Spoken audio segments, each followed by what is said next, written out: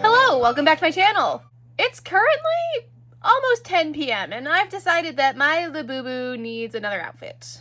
Earlier this year, I didn't know what the f*** a Labubu even was, and now I think he needs a whole wardrobe. Anyway, I think he needs something a little more appropriate for spooky season, because while this outfit is giving fall, it's not giving spooky season. I'm gonna use the same pattern I used for the shirt to make a little fleece zip-up jacket, but I also have a pattern for a bucket hat. So what I'm thinking is I want to use this candy corn fleece for the jacket, and I want to make the bucket hat look like a jack-o'-lantern. Anyway, let's get started.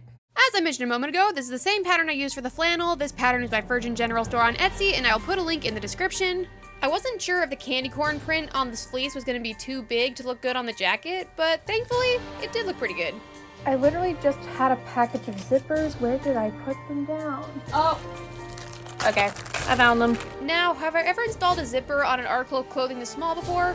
No, but was that going to stop me? Also no. This zipper was pretty small to begin with, but I did have to cut it to make it shorter because it wasn't small enough for a Labubu jacket. Now, you know the drill. I had to sew the zipper in place, and then I hemmed the front of the jacket.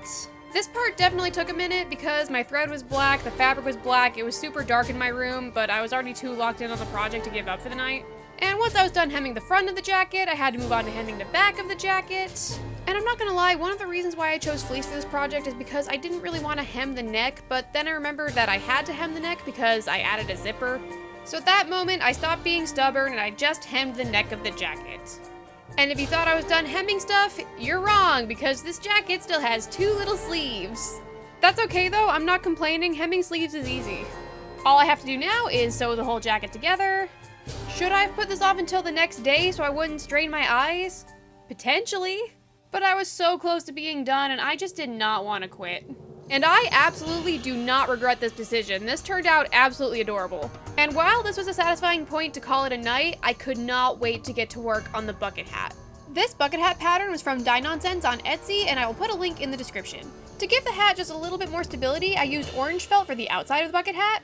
And this is a reminder to check your felt sheets for stickers before you cut out your patterns. And I used black felt for the lining of the brim. I started sewing the top of the hat and decided to work my way down. Thankfully, I had a lot of yellow scrap felt left over for my frogs, and I used that to make the jack-o'-lantern face applique. I was a little worried there wasn't going to be enough space for a jack-o'-lantern face, but luckily this ended up being the perfect size. So I sewed the jack-o'-lantern face appliques in place, and then I got back to work on assembling the hat. Now, if I'm being honest, and this could be a me problem, I found this pattern just a little bit difficult to follow. Some things were just written in a way that confused me a little bit, and some of the diagrams I also found a little confusing. So the way that I'm constructing this isn't exactly how it's written in the pattern, but I am sewing this in a way that makes sense to me personally. That's the face of a woman who's confident in her decisions. I definitely sewed the brim incorrectly. That being said, it did work. And it worked out so much better than I was expecting. I mean, look at it. It's perfect.